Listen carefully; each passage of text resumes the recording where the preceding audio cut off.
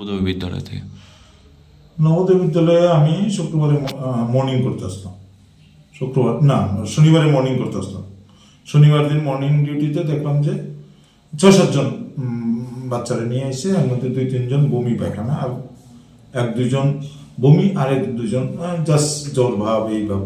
তো আলটিমেটলি জিজ্ঞাসা করলাম কালকে কি খাইছো, কইছি মাছ দিয়ে ভাত খাইছি, এবং সবার মুখী মাছ। তারপরে জিজ্ঞাসা করলাম আর কি আজকে সকালে কি খাইছো, ঘুগনি খাইছি, রুটি ঘুগনি।